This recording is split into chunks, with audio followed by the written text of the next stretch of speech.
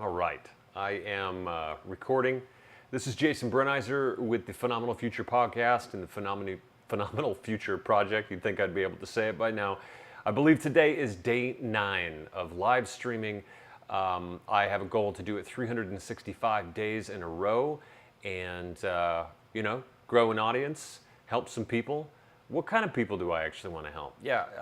Let me tell you, I want to help artists. Why? Because I love you. It's that simple. I think artists do amazing things in the world. They take all kinds of risks and they put themselves out on a limb and they don't know if things are going to go well or not. And they keep doing it and they keep doing it. And that is definitely something that inspires me. And I want to be able to help them actually have fantastic careers where they don't have to have a second or a third job just to be able to do their art on the side.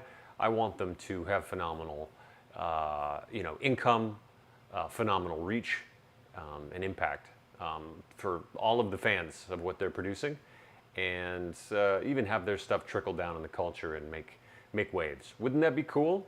That's what I want to support here with the Phenomenal Future project. So today I actually have not nuts and bolts around NFTs, blockchain, and smart contracts. I'm going to back up a little bit here and talk about some life lessons and some mindset. I think that's super important because we require resets a lot. The world throws us curveballs constantly. I would say COVID was a giant, ridiculously oversized curveball, kind of the size of the moon. And we've all had to change our lives accordingly, and now we're stuck in crazy inflationary times, and people, it was uncertain for 2.5 years, and guess what? We're still uncertain. And we got climate change, and we got, I could go on and on, right? Huge list. Today, though, I want to actually put a little bit of perspective on this. We are living in these times and we think it's unprecedented. You've probably heard people say that constantly, but honestly, it's not actually unprecedented. If you go back and look at history, you will find that there were plagues aplenty throughout the years. I mean, at some point there was a plague that, killed half the people on the planet, right? So it's not unprecedented. And we didn't even really deal with it all that well. So you would think we would have learned from the past and be able to have a better response. But okay, fine. It was a dress rehearsal, and thank God for that. The collapse of the economy, if that's what you're worried about, is that unprecedented? No. I mean, there was a Great Depression. The entire world was depressed back in the 30s, 20s, 29 through 30, whatever. And then there was a great world war, a second one. Have we had wars that big? I suppose we have a war right now going on between Russia and Ukraine. And that's bad. I agree with you on that. But it's not unprecedented.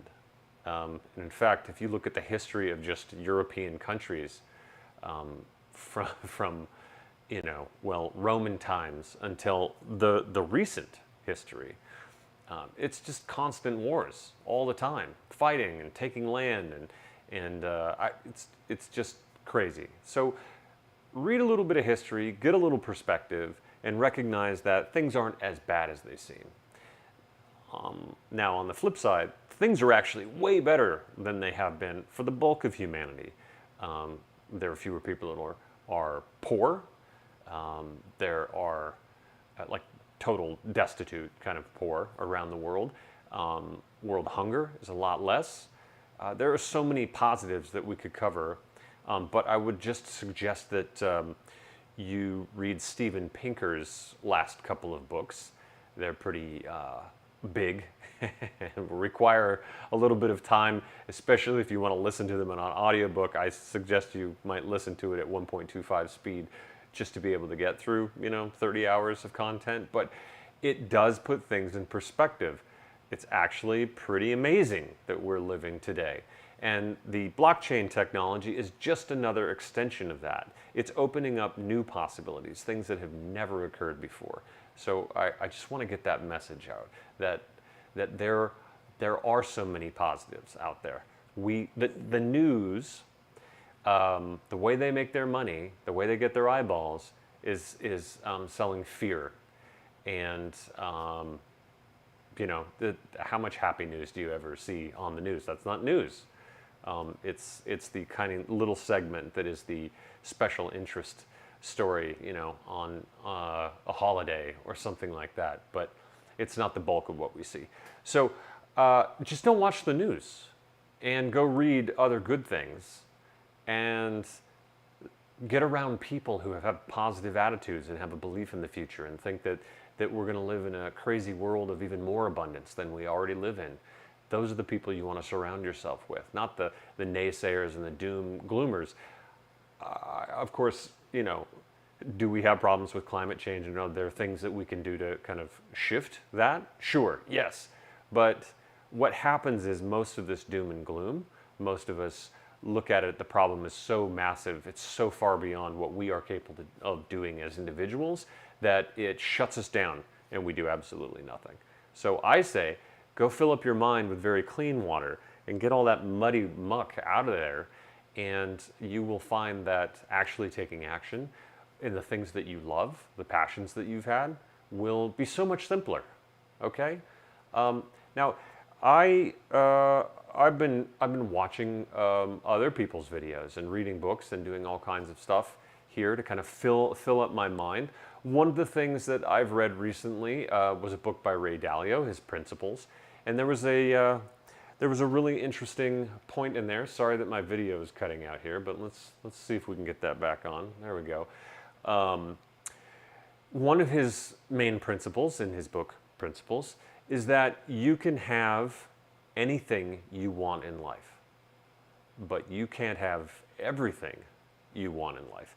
Now, that's where I heard his quote. I'm sure he got it from somebody else, and they got it from somebody else, and on down the list. And again, I'm sorry that my video is cutting out. We're going to fix that. There we go. So let me say it again. Let me say that again. You can have anything you want. I truly believe that. You can have anything you want, but you can't have everything you want. There are so many things that we could dig into on this quote. The thing that's sticking with me today, because this is a lesson I have to learn again and again and again in my life. And so I'm going to share it with you because it helps reiterate it to me. And you may have heard this before, but think about it again. Take it in one more time and see if maybe you see this in a slightly different light today than you did, 5 years ago or whatever. So I, as a person with an artistic bent, have a lot of interests. There are so many things that I want to do. So over the years, look, I went to school, I studied physics, engineering. I, right out of school, went ahead and got a job at Motorola. I was, working in the R&D lab. I was the tech guy, okay? After that, I did a startup. I worked for other big companies like Northrop Grumman. And all the while, I was doing some art stuff on the side. At that time, it was music, okay? So I got to the point where I was actually getting pretty good at music composition, and I even got hired to make a soundtrack for a film. And so I went through all of that, and right at that cusp of actually starting to get some traction, what did I do? I got interested in film work. The acting bug. I got bit, okay? And I shifted that energy, all that work that I had done, over into acting. And then I got a little traction there, getting some lead roles in independent films. And then what did I do? I shifted that into screenwriting and directing. And I took that down a certain path for a number of years. And the pattern played out one more time. What did I do? I directed a film that won an award at a prestigious international film festival, the same award that was Steven Spielberg's first award for his first short film. And then I moved on to something else. I gave that up again and moved on to other things. Now, looking back on all of these things that I've done, I guess I'm glad I explored them, you know. But I mean, there are even more in there. There's not writing novels. I have one published, and I've written 4. Do I have a career there? No. I did audiobook production for other artists where I did narration and the editing and all of that stuff. And I did 10 or so of those. But is there a career? Did I stick it out? Did I grow that business? You know, did I get other narrators? No, I moved on to something else. Okay. So this restarting is a way to not take on success. I suppose if I stuck with any one of those things, that I'd be, you know, an insane multi-millionaire by now, okay? I'm doing fine. You know, I'm fine, okay? Like a great house, I, you know, do real estate investing, again, another thing, right? Beautiful wife. I'm close with my small family, but close with my small family. You know, so I'm really happy with where I am. And yet, when I look at this focus, the singular focus, I was trying to get everything I wanted. Everything. And did I really get fully deep into the anything that I wanted? I don't know. I don't think so. I mean, not to the level of success that I personally want to achieve in things in my life. It doesn't mean I need the ridiculous amounts of money, but, you know, there are certain markers in any kind of career. You need measurements to be able to, you know, have a sense of how you're doing and where you want to go and what's the journey and how do you get fulfillment. And that's a little bit beyond this podcast today, but I just bring this up because no matter where I am, you know, someone may perceive me as actually pretty high in the things that I've achieved in my life. And yet, you know, I'm comparing myself, that's another story, but I'm comparing myself to people of a different, higher level, right? And that's kind of natural. As we go up, we set our goals higher, and we set our goals higher, and we set our goals higher. And that sense of gap, that right there is the happiness gap, or the fulfillment gap, or the peace gap. You know, maybe that is a measurement of potential stress and anxiety. I don't know. So there's a fine balance between being driven to have an impact in the world and make good on your potential, you know. Look, I think we all have almost an infinite potential. So making good on your potential, that's a slippery slope, okay. But I bring this up because I am working so hard right now to try to trim down really what is my focus. And for that, it's like, who do I really want to help? Because that's, you know, who do I want to solve problems for? If you're trying to create a business, whether you're a musician or a, you know, a banker, you're trying to create a business, right? Something that's repeatable and that can put a roof over your head and food in your mouth and send your kids to school and on and on and on. Okay. So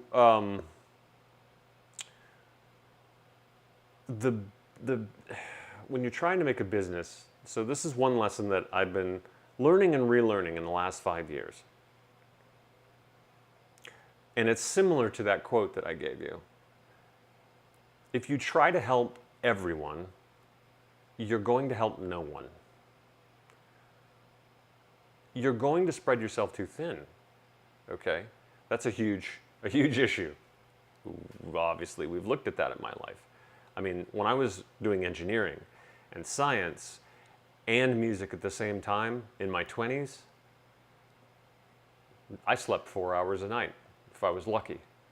I was burning it on both ends. And that's not something that you can sustain for your whole life. Certainly doesn't help mental health.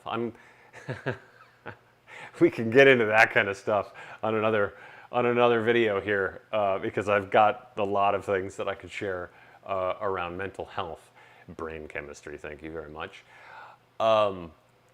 So let me repeat that one more time. If you try to help everybody, you will help nobody. Okay. So in business, this means, especially at the beginning, okay, and by the beginning I mean the point when I described where I had, produced music for a film. I would still call that the beginning, one film, right? Or a few films and getting some lead roles, and independent films and getting paid very little, okay? That's the beginning, those types of things. I was spreading myself so thin. And so now, here I am with Phenomenal Future, and I'm totally committed to this. I've done so much work to get to this point. Now, I get to take all the marketing skills that I've done in other businesses, all the technical skills around, that I can understand and grasp what's going on with blockchain. I get to take all that I learned as an artist in both putting the art out there, being creative, and also selling myself to get the role or get the job and get the gig, okay? That, strangely enough, here I am now at this point where, with the miraculous opportunity of blockchain, I'm actually getting to marry all of those things that I did in the past, combine them in one area, and be able to support one very specific type of person. Okay? I'm not going to help everybody. I'm not going to help every artist. I mean, I'm not going to say no if an artist comes to me and asks me questions and stuff. But as far as who I'm going to specialize on, who I'm going to specialize with, where am I going to start so that I can gain some traction? That's an interesting question, right? Because there are a lot of different types of art. So here's what I'm thinking right now.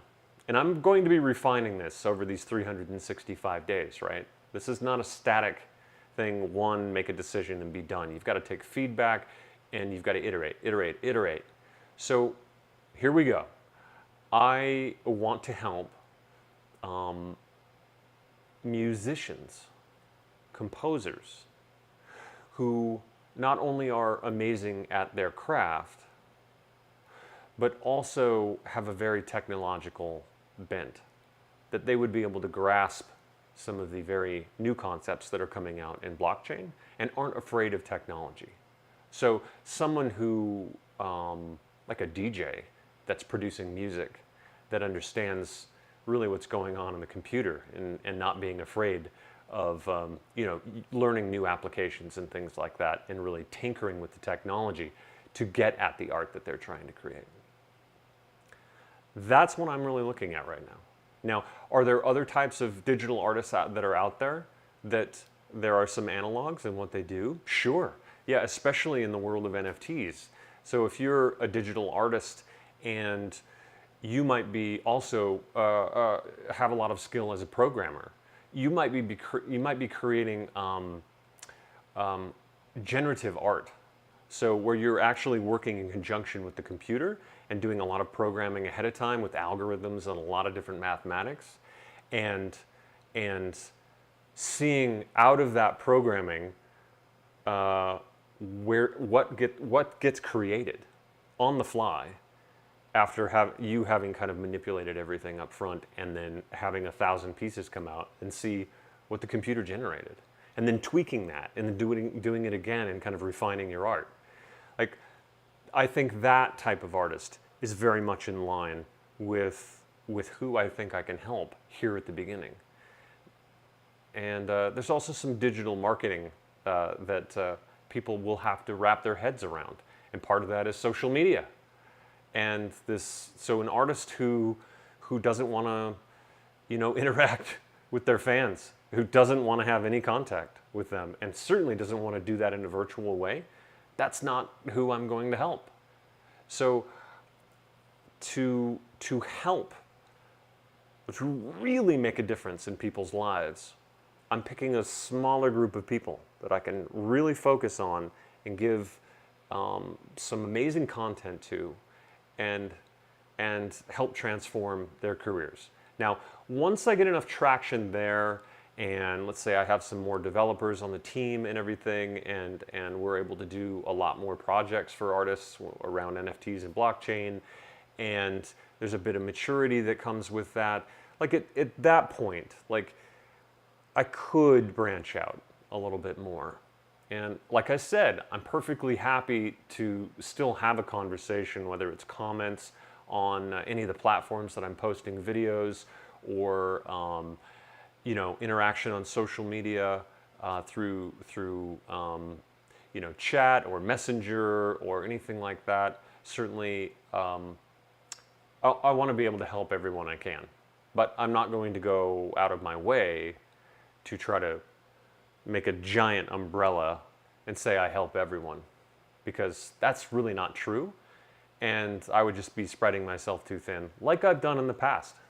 Okay, so here I'm just trying to give you an example of what I'm attempting to do, and see if you can take kind of that information, that perspective of how I'm looking at this new endeavor that I'm putting out there, and apply that to whatever it is that you're doing.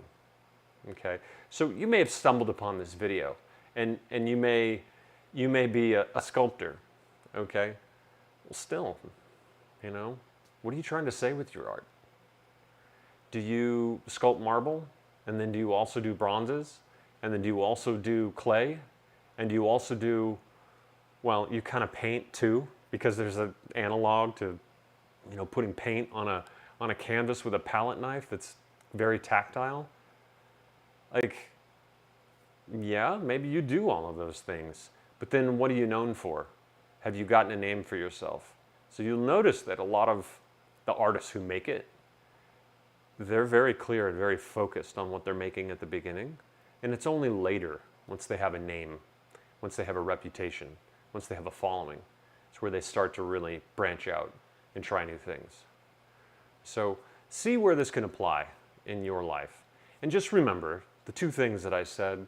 Number one, you can have anything you want. You just can't have everything you want. Okay? That's talking about focus. And if you try to help everyone, sorry, but you're not going to help anyone. Again, focus.